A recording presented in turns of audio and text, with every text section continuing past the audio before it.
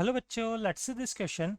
The question says if determinant is equal to 3 then the value of next determinant. Clear? अब देखिए इसे solve करने के लिए हम क्या करें, यहाँ पर सिंपल जो फर्स्ट डिटर्मिनेंट है जिसकी वैल्यू हमें 3 गिवन है, सबसे पहले हम इसका एक्सपांशन कर लेते हैं. क्लियर? तो फर्स्ट डिटर्मिनेंट जो हमें जिसकी वैल्यू 3 गिवन है, इसका एक्सपांशन कर रहा हूँ मैं फर्स्ट रो से. तो फर्स्ट रो से एक्सपांशन करेंगे तो सबसे पहले हमारे पास 1, इसके करस्पॉन्डिंग रो कॉलम हटाएंगे, एक्स स्क्वायर एक्स से मल्टीप्लाई होगा तो x cube minus 1 into 1 1. Second है हमारे पास यहाँ पर एक्स, तो इसके आगे माइनस लगेगा, इसके करस्पॉन्डिंग रो कॉलम एलिमिनेट करेंगे, एक्स के साथ एक्स मल्टीप्लाई होगा तो x square minus x square के साथ 1 मल्टीप्लाई होगा तो x square plus last term x square का करस्पॉन्डिंग रो कॉलम एलिमिनेट हो जाएगा, एक्स के साथ 1 मल्टीप्लाई होगा तो x minus x square into x square x power 4. ये वैल्यू गिवन है हमें यहाँ पे 3. इसे सॉल्व कर लेते हैं हम यहाँ पे.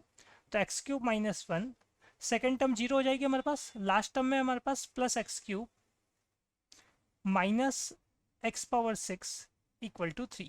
क्लियर? इसे और सॉल्व कर लेते हैं हम. तो ये हो रहा है हमारे पास x power 6 minus 2 x cube plus 4 equal to 0. Clear? और भी देखें, आप अगर इसको होल स्क्वायर में कन्वर्ट करना चाह रहे हैं तो सिंपल आपके पास ये जो 4 है इसको आप 1 और 3 में ब्रेक कर लें, तो ये हो जाएगा आपके पास एक्स पावर 6.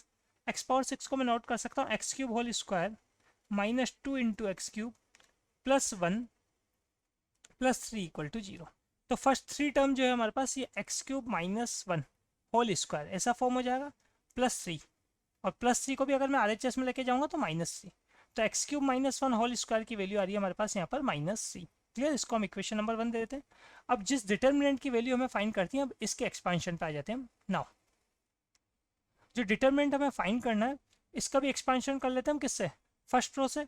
इससे पहले हम क्या करते हैं, इसमें से जो कॉमन आ रहा है उसे कॉमन लेते हैं. देखो ये हमारे पास जो डिटर्मिनेंट है ये कैसा है, इसमें से हम बात करें first row x cube minus 1 0, और थर्ड एलिमेंट है हमारे पास यहाँ पर फर्स्ट रो का जो थर्ड एलिमेंट है वो है एक्स माइनस एक्स पावर 4. इसमें से मैंने माइनस एक्स कॉमन लिया तो ये हो जाएगा हमारे पास x cube minus 1. Second row को भी एज इट इज सोल्व करते हैं, 0 एक्स माइनस एक्स कॉमन लेंगे तो x cube minus 1 and x cube minus 1, and last row is minus x x cube minus 1 x cube minus 1 0. Clear? अब देखें first row में हमारे पास कॉमन आ रहा है यहाँ पर x cube minus 1, second row में भी x cube minus 1 common, and third row में भी एक्स क्यूब माइनस 1 कॉमन. तो ये x cube minus 1 whole cube हो गया, और जो डिटर्मिनेंट हमारे पास यहाँ पर रिमेनिंग रहेगा उसके एलिमेंट्स हम देख लेते हैं हम यहाँ पे. क्लियर? तो इसके एलिमेंट्स किस टाइप के आएंगे हमारे पास, फर्स्ट रो के एलिमेंट आएंगे 1 0 minus x 0 minus x 1 and minus x 1 and 0. Clear? First है हमारे पास x cube minus 1 whole cube. हाँ, यहाँ अगर मैं एक्सपांशन करूँगा फर्स्ट रो से तो 1 के साथ आएगा हमारे पास 0 माइनस 1, मतलब सिंपल -1. सेकेंड एलिमेंट 0 है तो ये तो 0 हो जाएगा, और लास्ट एलिमेंट है माइनस एक्स, तो माइनस एक्स के साथ आएगा हमारे पास 1 into 0 mean 0 minus minus x into minus x, तो ये हो जाएगा हमारे पास एक्स स्क्वायर. क्लियर?